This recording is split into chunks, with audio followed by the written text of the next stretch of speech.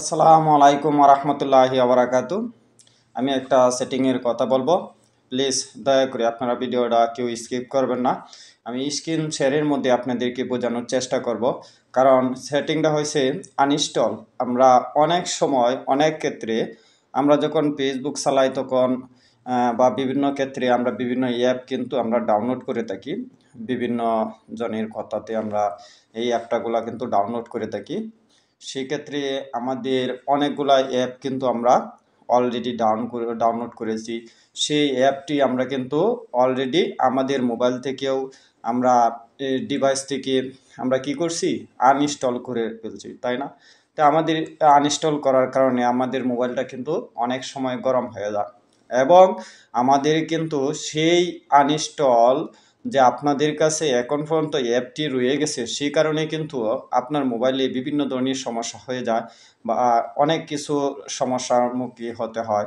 সেই জন্য আমি আপনাদের জন্য, যে কেউ ভিডিওটা স্কিপ করবেন না। যদি ভিডিওটা ভালো লাগে, দেখে ভালো লাগে, অবশ্যই আপনারা টাইমলাইনে শেয়ার করে দিবেন, তাহলে আপনার দ্বারাতে আরেকটা ভাই যাতে অন্তকে সে কিছু দেখতে পারে। আমি স্ক্রিন শেয়ারের মধ্যে আপনাদেরকে আজকে বুঝিয়ে দিব সেই আনইনস্টল, যে আপনার এই অ্যাপটি কোথায় আছে, কোন সেটিংয়ে গিয়ে আপনি নিজে ভিডিওটা দেখে যাতে নিজেই ওই জায়গা থেকে আপনি সরাসরি ডিলিট করতে পারেন, সেই বিষয়টা নিয়ে আমি কথা বলতেছি। তাহলে আর দেরি না করে সকলেই আমরা চলি মূল বিষয়েতে।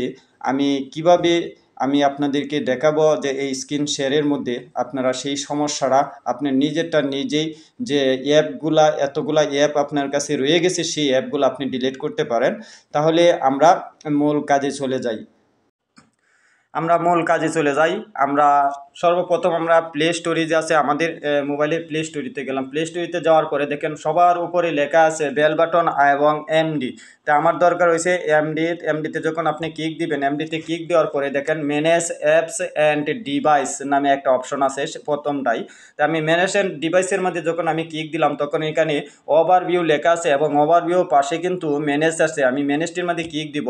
এখন দেখেন এখানে কিন্তু আমার ইনস্টল করা অনেক কিন্তু অ্যাপসগুলো আছে, সেটি দিয়ে আমি কাজ করতেছি, অলরেডি অনেক কাজ করতেছি।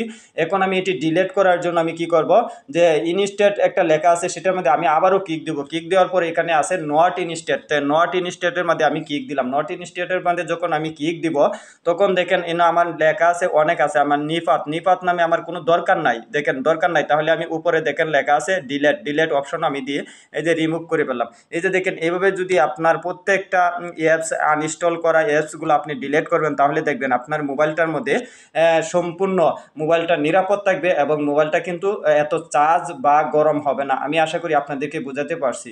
অবশ্যই পরবর্তীতে নতুন আপডেট নিয়ে আবারও আপনাদের কাছে আসবো। যদি আপনাদের কাছে আমার ভিডিওটা মনে করেন উপকার মনে করেন, অবশ্যই ভিডিওটা শেয়ার দিয়ে আরেকটা বাইকে দেখার সুযোগ করে দিবেন ইনশাল্লাহ।